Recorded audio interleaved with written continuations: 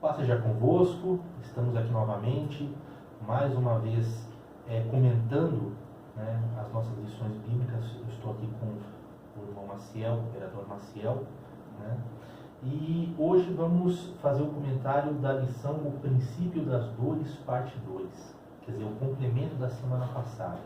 Então, eu peço a você que preste bastante atenção, acompanhe esse vídeo, pegue as suas escrituras também, acompanhe as escrituras na sua lição bíblica, porque vão ser muito edificantes essas discussões de agora. Companheiro Maciel, Jesus falou sobre sinais. A gente viu vários sinais na primeira lição. Nessa segunda parte, qual é o grande sinal que marca o tempo do Senhor? Paz seja convosco, a todos os irmãos que têm nos acompanhado. Nós temos ficado felizes porque os irmãos estão dando assim, uma resposta muito boa aos vídeos, né? Não tem sido fácil não, né? A gente tem ido para lá e para cá, né? Mas Deus tem nos abençoado. E tem sido um desafio, porque quando nós vamos olhando a lição com mais calma, né? Falar, irmãos, uma pena que vocês não estão aqui no pré-vídeo, né? Nós estamos conversando sobre aquilo que nós vamos falar, né? Mas porque tem sido realmente muito edificante para nós. Mas a lição, o princípio das dores, então ela vai trabalhar essa parte 2 com a perseguição que foi desencadeada ali já dos tempos de Jesus, né? Então foi dedicada essa segunda parte para nós tratarmos sobre perseguição, né? E, claro, também o avanço do Evangelho. Mas Cristo ele dedicou algumas palavras aos apóstolos, né? Porque assim como ele sofreu perseguições de toda espécie, seja injúria, ele foi odiado, ele foi muitas tentativas de humilhação, né? Perseguição, também até o ponto de ele ser morto. Então, o que Cristo passou para os seus discípulos é que assim como ele passou e passaria por tudo aquilo, a esta altura desta conversa aqui nos Evangelhos, ficava também para os discípulos, né, esta missão de também sofrer por amor ao Evangelho e sofrer na sua própria carne. E nós sabemos que não foi fácil. O povo de Deus, ele passou sim, por muito sofrimento. O povo de Deus, ele levou o Evangelho assim, de uma maneira assim, muito bonita, heróica, né? E Satanás não pôde deter realmente, por meio da força, não pôde deter, né, o que o Evangelho representava para aqueles discípulos. Eu lembro de um estudo que eu pude ver, né, e no vídeo ali o autor ele falava, né, mas o que levava pessoas a darem sua vida, né, ou passarem por açoites, ou passarem por humilhações em nome de uma causa? Se fossem os apóstolos ou os primeiros discípulos ali, ou muito depois, né, que as perseguições foram por muitos séculos, mas se fosse em nome de uma causa fraudulenta, por que essas pessoas dariam sua vida? Né? Porque eles afirmariam ser testemunhos de uma ressurreição, se é que, sendo que eles não viram realmente o Cristo ressuscitado. Porque eles dariam sua vida. Mas não, o Evangelho ele é verdade já na vida dos apóstolos, a ressurreição de Cristo e a presença dele dentro de cada um de nós e dentro da igreja, fazer com que essas pessoas dessem suas vidas como elas realmente fizeram, né? E a palavra se cumpriu: sereis odiados por todas as nações por causa do meu nome. Você citou os apóstolos.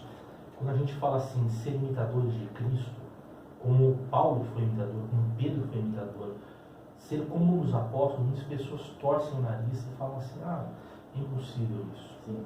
Até que ponto, né, eles foram exemplos do que nós passaríamos, aliás, do que todas as gerações que viessem depois passariam, porque este é um sinal do fim dos tempos. Então, eu lembro de ter um estudo, né, onde o pastor Marcos estava falando assim, sobre Barnabé e sobre Paulo, né? Ele citou algo assim que eu realmente lembro, né? Provavelmente Barnabé também teve uma trajetória missionária de sucesso, né? Ali depois que os dois, Paulo e Barnabé, se dividiram, né? Mas o registro do livro de Atos ali ficou mais sobre Paulo, né? Mas o registro bíblico, ele cita a obra dos apóstolos, mas o Espírito Santo foi ali discernindo aquilo que seria mais edificante, mais afirmativo para a igreja. Mas a obra dos apóstolos, ela é extensa, é extraordinária, né? E nós vemos ali como a igreja ela foi crescendo sobre as principais cidades do mundo antigo, né? Do mundo de então, né? E eles foram dividindo, os apóstolos foram dividindo as regiões, né? E foram a campo, foram pregar o evangelho. Todos eles eram pregadores e todos eles deram a sua vida, não só o seu tempo, mas a sua vida efetivamente por Cristo, né? Consta de muitas perseguições, né? Tá certo que os relatos não são altamente confiáveis da morte de todos os apóstolos, mas eles são muito importantes. Consta que apenas o apóstolo João, né, possivelmente ele faleceu de causas naturais, mas todos os outros eles morreram, deram sua vida pelo Evangelho. E isso traz para nós uma verdade muito importante, né? Nós somos, nós enquanto como Paulo falou, né, a igreja tem nos seus fundamentos os apóstolos, né? Então, nós temos que imitá-los nesse sentido, entregar as nossas vidas, né, digamos assim. Hoje, a gente estava até no encontro de jovens ali, foi feita uma provocação ali, né? Cadê os missionários, né? Então, os missionários na igreja, claro, são muito valiosos, aqueles que pegam um cargo, trabalham, se dedicam, né? Mas nós somos, olhando para os apóstolos, uma lição como essa, somos desafiados a algo mais, com certeza. Você me fez lembrar de Tomé. Eu vi um documentário alguns dias atrás sobre Tomé. Diz a tradição que ele foi enviado pelo Espírito até a Índia para pregar o Evangelho, onde lá ele foi martirizado. Mas Tomé, muita gente pergunta, mas que sinal há de que Tomé esteve lá, além das lendas? É interessante porque, claro, tem igrejas históricas, muitas igrejas que hoje vêm de tradição, é verdade, mas nós vemos algumas doutrinas que permanecem nessas igrejas cristãs lá, que indicam que realmente quem esteve lá pregou a verdade. Porque, por exemplo, nessas igrejas, em todas elas praticamente, há aquele negócio da mulher sentar de um lado e o homem sentar de outro. Eles não sentam do mesmo lado. Isso é uma tradição que vem de séculos, né? Desde que o evangelho foi ensinado lá. E outra coisa, as mulheres usam véu nessas igrejas. Isso não tem nada a ver com o paganismo, com, né, o catolicismo, com as freiras que vieram de uma deusa pagã, essas coisas, não tem nada a ver. Lá você vê que realmente foi uma coisa totalmente estranha aquela região. Milenar, né? Então uma só tradição. Alguém que conhecia mesmo, que viveu aquilo, né? E a tradição diz que foi Tomé.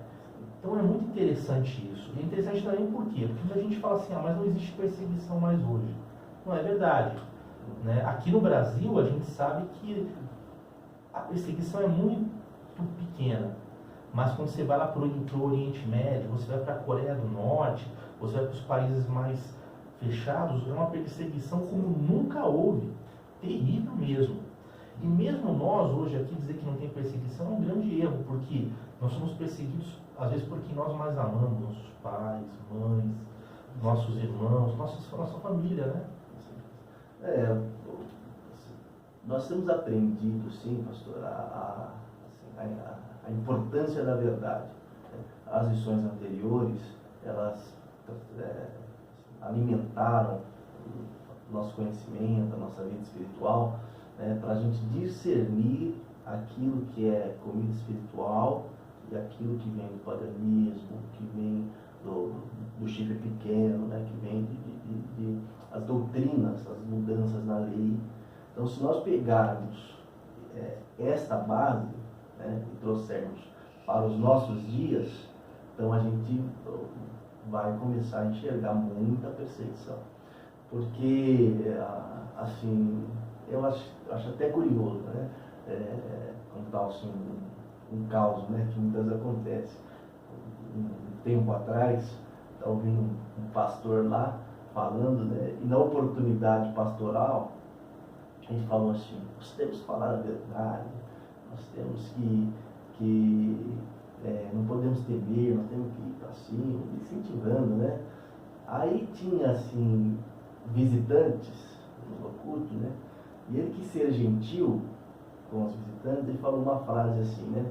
Não, mas todos são de Deus. O que, quando nós olhamos assim, biblicamente, nós sabemos quem é filho de Deus, quem não é. Aquele que não nasceu de novo não tem condição de ser chamado de filho de Deus. Mas a nossa condição principalmente assim, no nosso contexto, de querer ser gentil, de não ir muito para o embate, né, de evitar discussões. Então, nós muitas vezes omitimos ou fraudamos até muitas vezes a nossa consciência para não falar a verdade. Porque se nós olharmos o que Deus nos tem dado e as doutrinas das igrejas, né, e a dificuldade que é servir a Deus em verdade, nós pensamos no nosso emprego, seja você recusar qualquer oferta ali de uma vantagem ilícita, seja você ativamente sobre um cliente, ou seja você receber algo, ou seja na guarda do sábado, ou seja na escola, seja nas roupas, seja nas amizades. Se a gente for pensar a firmeza que nós devemos ter em relação à verdade, nós vamos perceber que nós temos muita perseguição mesmo, né? Muitas vezes nós não seremos assim chicoteados, mas esta perseguição, ela está presente, ela é real, né? E muitos têm aberto mão da verdade para viver ali a sua adolescência, a sua juventude, ter uma vida dupla, ser um 007, né? Um agente secreto aí na sua escola, no seu trabalho. É tudo coisa que não pode acontecer e é fugindo de uma perseguição. Quer dizer, o sistema ocidental, né, a cultura do mundo ocidental, por si só nos persegue. O fato de você guardar o sábado, por exemplo, implica em você perder um emprego muitas vezes e ver muitas vezes a família passando dificuldades. Quer dizer, se isso não é uma perseguição, o que é uma perseguição então? Né? Deixa eu só dar uma pausa nesse assunto, porque uma das perguntas aqui nos fala sobre o quinto selo. E nós trabalhamos na primeira lição com os 4 primeiros selos e agora o quinto selo. Muitas pessoas têm perguntado o que significam esses selos, né? E é importante falar, né, para os professores, que este é um assunto aberto na igreja. Nós temos orado e convidamos todos para orar conosco, para Deus nos dar o correto entendimento, né? O que eu posso passar é uma interpretação que existe, né? Existem outras também, aconselho todos a analisarem, estudarem em oração, mas essa aqui é uma interpretação. O primeiro selo, ele começa logo quando Cristo ele sobe aos céus, porque na figura do Cordeiro ele recebe o livro e abre o primeiro selo, ou seja, ele libera o cavalo branco, que significa, no caso dessa interpretação, pureza, né, para que o Evangelho saia vencendo triunfante. Então ele começa logo no primeiro século. O segundo selo, ele dura aproximadamente do ano 100 até o ano 300 e pouco, que é a grande era de perseguição da Roma pagã contra a igreja. Por isso, este segundo selo, né, é um cavalo vermelho, né, que mostra, né, sangue. O terceiro selo seria aquele período intermediário em que as perseguições arrefecem, né, no 300 até o ano 538. Porém, né? Essa aqui, aqui mostra o cavalo preto, né? Morte. Esse é o período em que mais houve, né, adulteração da palavra de Deus, mais paganização, mais surgimento de doutrinas de corrupção do cristianismo. O quarto selo, segundo esse pensamento, ele começa com a ascensão do papado, né? E ela vai até a Idade Média, até a época da Reforma, né? E ela mostra o que? Um cavalo amarelo, símbolo de doença, símbolo, né, de algo que não vai bem, símbolo de algo corrompido e podre. O quinto selo, aqui você trabalha inclusive com relação à perseguição. E o quinto selo mostra, né, as almas embaixo do altar. É importante entender que isso é simbólico, né? Porque não tem uma alma lá no céu embaixo do altar, numa gaveta, né? A gente já até estudou muitas vezes que quando a pessoa morre, ela pode até vir inconsciente, né? Esse é o mesmo sentido de falar que o sangue de Abel ainda clama até hoje. Quer dizer, porque o que aconteceu ali clama por uma solução, por uma justiça, da mesma forma como aqui ele mostra, né, que os mártires, os martirizados, aqueles que sofreram e foram perseguidos, né, o exemplo deles clama, a história deles clama por uma justiça. Né? E, de fato, né, uma perseguição muito grande aconteceu na história da igreja nessa época dos reformadores, né, a época da contra-reforma, uma perseguição tremenda. Né? Então, essa é uma interpretação dos 5 primeiros selos. Né? Não vamos nem entrar no 6º nem no 7º agora, porque não faz parte da lição. Mas é algo que nós precisamos estudar, né? E convidamos todos para estudar. Agora, você falou de uma outra questão que eu acho fundamental. O Evangelho do Reino será pregado em todo o mundo. Sem dúvida. Esse Evangelho tem sido pregado no sentido de que nós vemos a Bíblia sendo exportada para todos os países, até mesmo no chip de um celular. Então, ela entra até em países fechados. Porém, é o Evangelho do Reino, não é qualquer Evangelho, né, Marcelo? O que é esse Evangelho do Reino? O Evangelho do Reino é o Evangelho eterno e o Evangelho da verdade. Né? Eu estava a pensar, né, que apesar de nós vivermos uma perseguição, até entrou um termo aqui na lição, uma perseguição simbólica, nós não podemos baixar a guarda. Né? Nós sabemos que não só aqui no Brasil, mas também uma conjuntura internacional, há muitas leis, muitos grupos de pressão sendo formados para sufocar a verdade e oprimir o Evangelho. Dá só uma palavra para mim. Sim. Inclusive é dito no Apocalipse, né, que o sinal da besta será colocado na mão, mas também na testa, né? Testa simbolizando a consciência das pessoas. Vai de fato no encontro do que você está falando. Né? Mão é força de trabalho, você impede a pessoa de fazer, mas consciência, ele corrompe o pensamento da pessoa. Corrompe o pensamento. E o ímpio, a sua natureza é má, né? Não é transformada. Nada mais enganoso para o cristão que ele pensar que todas as pessoas são boas e que haverá uma solução final daquele jeitinho para todos. E isso impede muito o avanço do Evangelho, porque nós paramos de pregar pensando que muitos vão ser salvos. A maior parte das igrejas, das doutrinas serão aceitas. Nós paramos de falar da verdade porque nós temos aqui talvez aquela sensação de que nós fomos escolhidos para a verdade, mas outros não foram. Então, já que outros não foram, esses outros poderão ter alguma chance. Afinal, eles fazem coisas boas. E o Evangelho do Reino, ele tem que ser combativo. Claro, nós sabemos que nós devemos ter uma ética e um espírito de mansidão, né? Sem dúvida, mas uma ousadia do Espírito Santo para ser combativos. Porque como nós seremos acusados de ser omissos em relação à verdade. Então, eu acredito que aqui nós ficamos até pensando no tamanho do desafio. Né? Nós pensamos assim, até no nosso país, este Evangelho, ele já está no confim do mundo, que nós estamos, inclusive, nesses confins, né? Mas Mas esse evangelho precisa chegar às nações, aos bairros. Esse evangelho precisa estar assim no nosso serviço, na nossa boca. E eu me cobro muito em relação a isso, porque aqui no nosso trabalho a gente tem contato com tanta gente e nós muitas vezes perdemos oportunidades.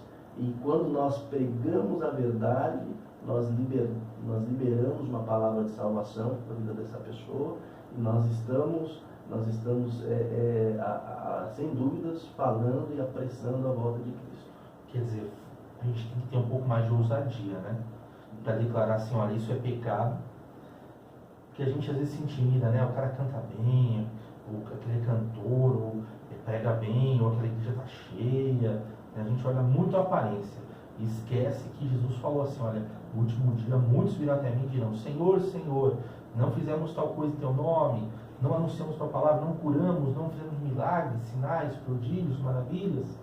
E eu vos direi abertamente, afastai-vos de mim, vocês que não guardam a lei. E as pessoas têm aptidões, né? Você vê, agora está uma notícia mundial que o Ebola achou ali alguma possível solução, né? Que é aquela doença contagiosa que dizima muitas pessoas ali na África, né? Então, você pega as pessoas, elas têm realmente boas motivações, como aquele que canta bem, aquele grupo que canta bem, aquele grupo que prega bem, aquele pregador super motivacional. São aptidões. Como você tem um médico, você tem um cientista, você tem um botânico, você tem muitas pessoas que realmente trabalham em favor, muitas vezes até da humanidade.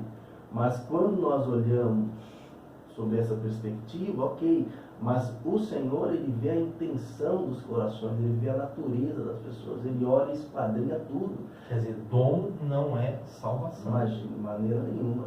Né? Então, nós não podemos nos enganar. Se nós amamos realmente as pessoas, nós temos que falar a verdade para elas.